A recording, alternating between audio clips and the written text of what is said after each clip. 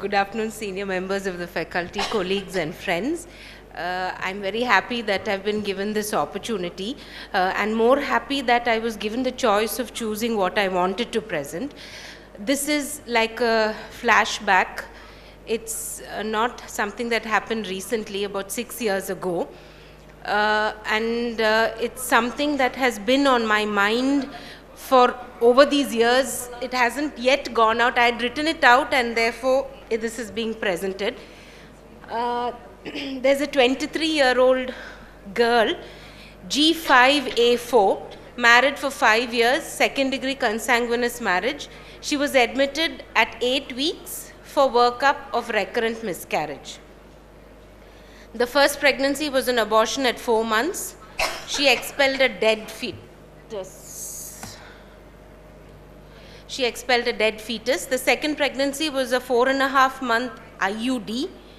We have very sketchy details. The third pregnancy is a spontaneous abortion at 2 months. The fourth pregnancy, 6 months. She pulled it to 6 months. It was an IUD and the fetus had pleural effusion. Now in this, the only thing that we have is that at the fourth pregnancy, she was given, she was treated as an APLA. I don't know if it was positive at that stage or not, but she was given heparin and low-dose aspirin at that stage. But at about 20 weeks, they found the pleural effusion and it landed up in an IUD. Before coming to the present hospital, she had a karyotyping done of both parents, they were normal. The NA anti-DS DNA were negative. The IgG ACL anticardiolipin was 39.9, which was elevated, moderate elevations. The IgM was negative. APTT, there was no report. So with this, when she came, she also had an ultrasound showing an 8-week live intrauterine pregnancy and the uterine architecture was normal. She was already on aspirin and folic acid. So, for the experts, Madam, what would your comments be on her APLA screen?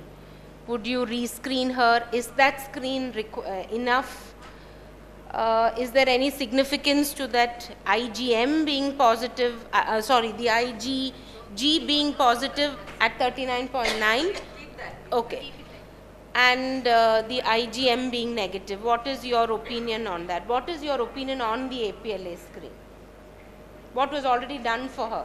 Would you like to do anything now? Would you want to repeat it at 8 weeks? Or would you just start her off on heparin? Hello?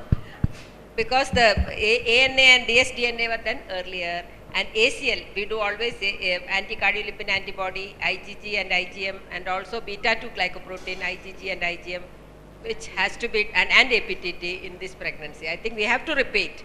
Yeah. And if considering the recurrent, that to second trimester IUDs, yes. So we have to definitely think of other primary or secondary APLA, that we have to definitely do the ANA and DSDNA if at all. So at least we should do the APLA screen. Yeah, that they recommend that the tests be done 12 weeks apart, especially where anticardiolipin antibodies are concerned, because it can form a part of an acute phase reactant phenomenon. Suppose that ACL was taken when she had a cough or a fever, there may be transient elevations, but this is not transient, it is almost 40, which is a moderate elevation, which you should take into account, because anything that crosses 50 has a bad pregnancy outcome. So APLA, yes, we would repeat the ACL, you would probably do the APTT and ask for a beta-2 glycoprotein. The SLE screen, when she had her last pregnancy, Sheila Madam had spoken in the afternoon about your list did not include an SLE screen.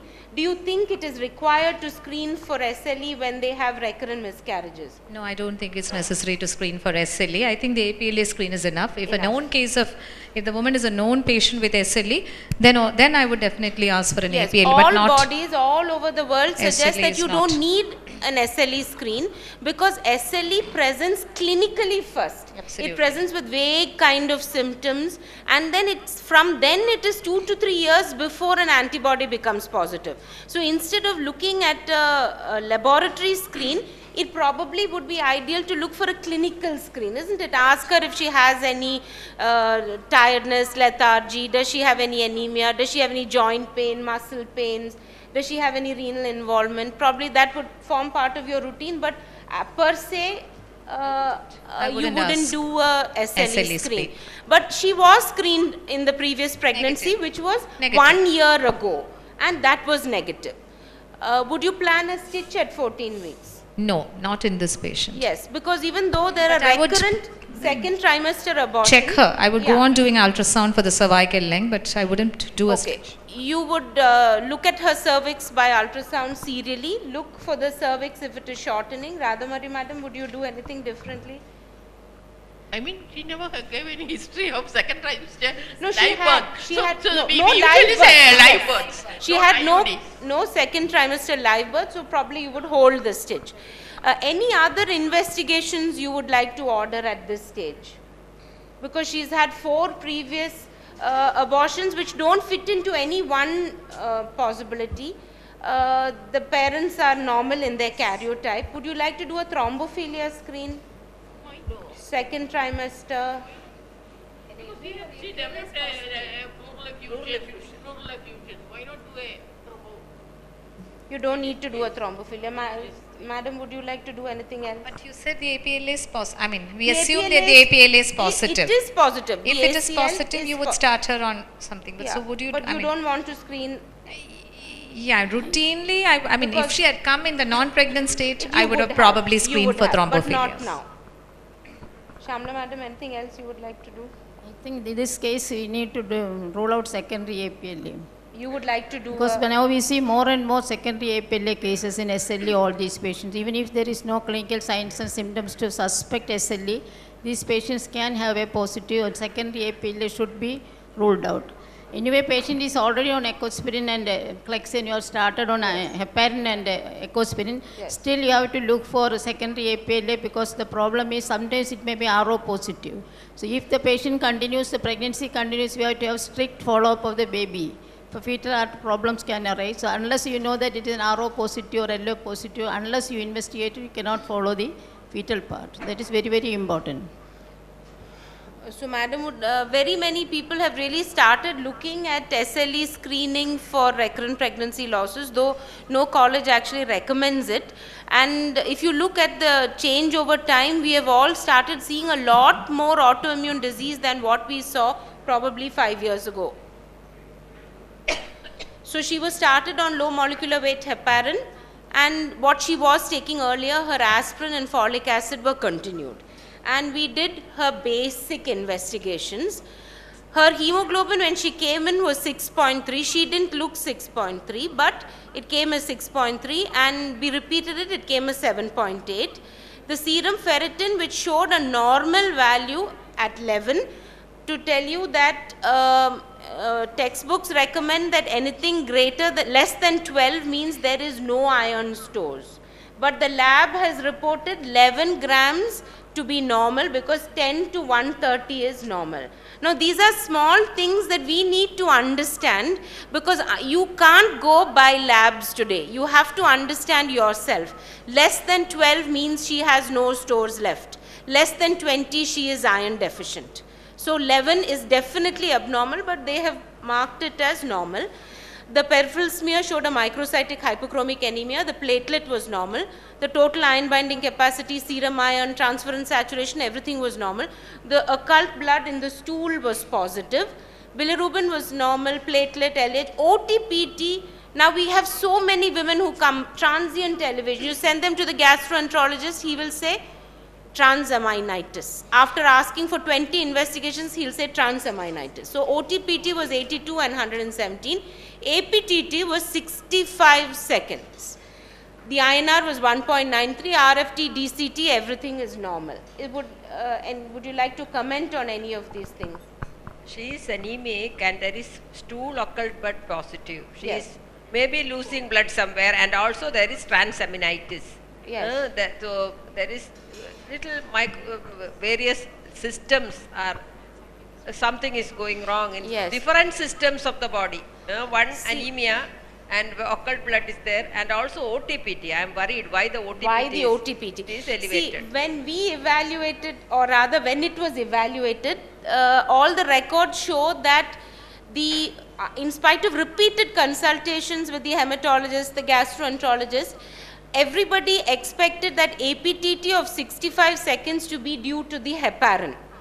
Then when we sat and looked, we understood 5 years ago that low molecular weight heparin will not change APTT values. It will only change anti-10A levels. So this is the take home. So if you have an elevated APTT in a patient who is on low molecular weight heparin, there is something wrong. So sit on whoever it is and find out, or go back, read your books and find out what is wrong.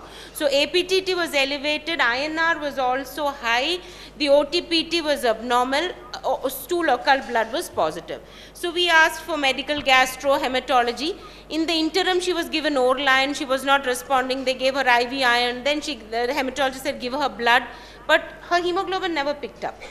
The gastro workup was done, the occult blood was due to aspirin.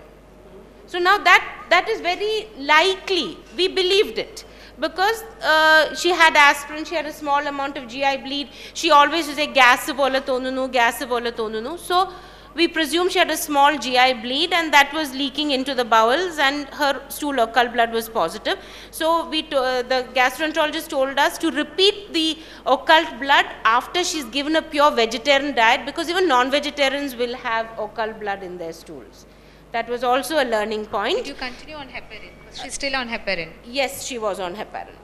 And her OTPT increase was also, any NSAID can increase OTPT marginally.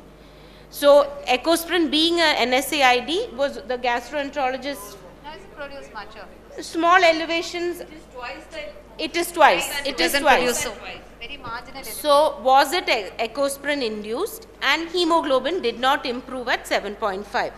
So the hemoglobin electrophoresis, the repeat ferritin, which was 11, in 2 weeks went up to 1372. Was it autoimmune? But DCT was negative, you Her said. DCT was negative, so it was not an autoimmune hemolytic anemia. ferritin is an acute phase Yes, reactant. yes. Same like anticardiolipin antibodies, ferritin is also an acute phase reactant. If you have high values of ferritin, does not mean that her iron stores have suddenly jumped up.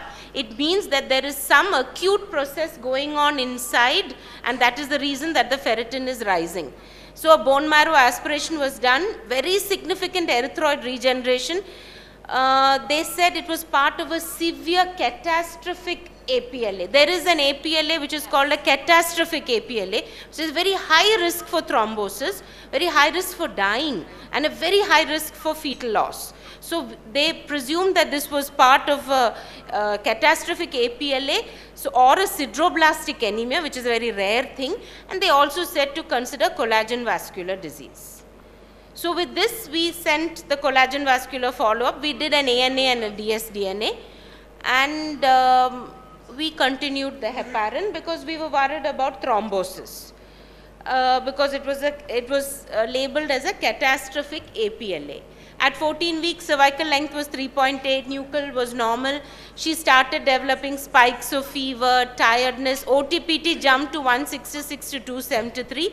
6.4 hemoglobin. She had hematemesis. Ecosprin was stopped. SLE profile was sent. And 15 weeks, in 1 week from that, she had dyspnea, anisocoria, desaturation, signs of raised intracranial pressure. She had mute plantars. And then, in spite of repeatedly, we kept asking whether we need to start on methylprednisolone, because something was going wrong somewhere. But she was started only when she had all these neurological changes. She was ventilated, her hemoglobin and platelet dropped, RFT deranged. We never got her back from there. Her CT scan was done on a portable ventilator. This is 6 years ago. Diffuse subarachnoid hemorrhage, mast effect, midline shift, 9 days on a ventilator, and she succumbed. Then after she died, we got her diagnosis of what we sent.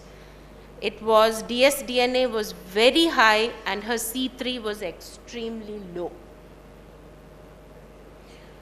So first diagnosis that they said was an SLE flare with vasculitis. Now in this the question is, at some stage should we have stopped the heparin, because the heparin probably pushed her into a bleed. We were worried about thrombosis, a very severe catastrophic APLA, and therefore we continued the heparin. Her platelets were normal throughout till, no, it's very surprising. I haven't put in her normal values, her viral markers, HbSAg, HIV, VDRL, her urine routine, there was no protein, her RFT was normal, everything was, there was nothing at 8 weeks that would tell you that this is abnormal. Hematuria when she had this occurred blood in the stools. We looked, no, nothing to say lupus nephritis. But when she succumbed and went into the ventilator and needed ICU care, she started having hypertension, her RFT was deranged, she went into DIC, we had to give her FFP, we had to give her platelet transfusion at that stage. But till then, nothing happened. Maybe lupus mainly affecting the CNS. Yes, not the CNS, nephritis. lupus, yes, and liver, because and CNS lupus. in this the whole, it makes you think that when we were students, SLE was a rare thing. We never read it because it never would be asked for any exam. Then we started seeing HELP and APLA and we started reading. Now I think the time has come when we need to read and understand connective tissue disorders. In SAT today, at one point in time, in one ward, there will be 5 patients with autoimmune disease. Now why? No, I'm not saying we need to routinely screen. My recommendations are this. When you get a high patient like when this. you get a bizarre presentation, and routinely screening is only an ANA. It does not mean you need to do everything, but when you have a bizarre presentation with nothing else fitting somewhere, think autoimmunity. I don't know, I'm postulating all these things, I don't know. No, not recurrent pregnancy loss, but see, when I feel when I have put that as learn to screen, what I think is for students who are here, there is a mnemonic. It's so difficult to remember these criteria. It's SOAP, brain, MD. For serositis, you just need to think, does she have a pleural rub, does she have oral ulcers, does she have arthritis, does she have a rash, is she photosensitive? Does she have leukopenia? Because we didn't take a proper history. We don't know whether there was a proper history. That is exactly this. This is this thing of all the things we have missed. Then after she died, we asked her relatives, and they said she used to have easy bruisability. And even discoloration, we may assume it's part of pregnancy. Yes, it's part of pregnancy. You feel that this cloasma is there. So look for these things. In these kind of presentations, you need to look for SLE. I'm not saying you need to screen. ANA is a little expensive. But you need to look and you need to think. And if there is something that is not fitting somewhere, maybe we need... Pardon, madam? ANA was done 1 year back. ANA was done 1 year back. And the other thing about this is that there is a large change in time with these kind of tests, because even if a test is positive, It can become seronegative. it will become seronegative after some Again, time. it becomes positive. And it becomes positive. How do you what about the OTPT? What about the OTPT? Liver hepatic involvement Here, also. look at the last thing here. These are the things that, as a result of this, we sat with Harrison and read. And OTPT elevations are common when SLE is active. And even though this mnemonic doesn't tell you anything about liver involvement, you can have OTPT elevations. ESR, the unfortunate thing in pregnancy is ESR is anyway elevated, and therefore ESR doesn't form a means of looking for an SLE flare. Complement levels are high in pregnancy, so complement levels being low may not be the picture, but you can look at dsDNA is a marker for SLE activity. So Smith antibody against Smith Smith also. antibody, and more than that, dsDNA. dsDNA. Both should be looked for. So these were the things that we got at the end. What our learning points were, which I want to tell 10 people, is that clinical SLE begins years before autoantibodies appear. So if the clinical suspicion is high, repeat your testing. 15% of normal women will have small increases in ANA. Do not take all increases in ANA as SLE, they are not. ANA is a basic screening tool. From there, if it is positive in high titers, you can work upwards. Flares are diagnosed by increases in dsDNA. ESR and complement are not useful in pregnancy. OTPT elevations, do not ignore. That doesn't mean that every OTPT is an SLE. But OTPT, do not ignore. Sometimes when you send them to the gastro people, they ask for ceruloplasmin, they ask for HAV, HCV. We wonder why. It is significant. You think more, you would prevent one such death. Intestinal vasculitis and autoimmune peritonitis can present with diarrhea and vomiting. This is what she had. And intestinal vasculitis may present as perforation, ischemia, bleeding, and sepsis. That's why she had the occult blood. That is why she had the occult blood. The vasculitis in the gut caused her to have the... So if we just go back to that slide on investigations, the anemia was part and parcel. It was hypochromic microcytic. There was serum ferritin that was low, then became high, but anemia is a common presentation in SLE. The stool occult blood was because of vasculitis of the gut. The OTPT was a sign of active SLE disease. APTT, which we thought was because of heparin, was actually her hematological system acting up. Her INR also because the hematological system was acting up. And 6 years ago, we didn't read at that stage. Now we know it, I wanted to share it. I think I would say this was, I mean, any patient who finds the APLA positive, I think we should take a proper history for those. Yes, that is what. See, And then if necessary. correct. When you find an APLA positive patient, I think it is important, learn to screen and interpret. That does not mean send an investigation, but look at these pictures, look at her face, look at her oral cavity, look to see if she has nodules, does she have muscle pain, does she have fever, is she tired, is she anemic? All these will be pointers that maybe then you need to screen for SLE. especially this patient all were almost second, after 10 weeks only all pregnancy losses. Yes. So you should look for thrombophilia, very important. Yes. Thrombophilia. It's not first trimester abortion, all 16 All weeks, after 18 10 weeks, 20 after weeks. pregnancy, heart rate was documented. So we should have looked for this dsDNA and this For secondary APLA. APLA. And she Why got that pleural effusion? She had one was maybe Unrelated. maybe part of anemia. hydrops, anemia, fetal anemia. She has anemia. Because Anemia. the commonest presentation of neonatal lupus, Neonatal which lupus. can start in utero, is actually the rash. The next thing is lupus, the other is anemia. So maybe the baby had anemia and that's why it was third spacing in the pleural cavity.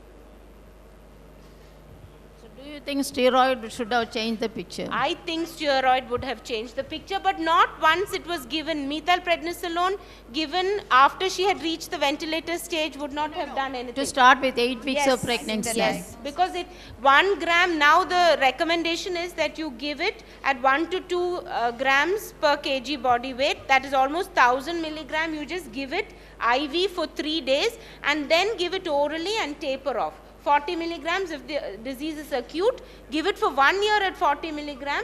Be prepared to tackle the problems with immunosuppression and that, and then And you can slowly add taper off. hydrochlorothiazide also. Yes. So such a history. But if we thought of it at 8 weeks, we may have started. But we thought of it, but no. The hematologist kept saying it was sideroblastic anemia, and we didn't want to give methylprednisolone without. That is when the ferritin, there's enough of iron, but the iron is not able to enter the RBC. So the serum iron is normal, the iron binding capacity is normal, but the red cells are hypochromic. very, very rare, madam. We will Very see rare. sideroblast in the peripheral smear. And that the red cells try and make more RBCs, but all the RBCs are defunct. Thank you so much.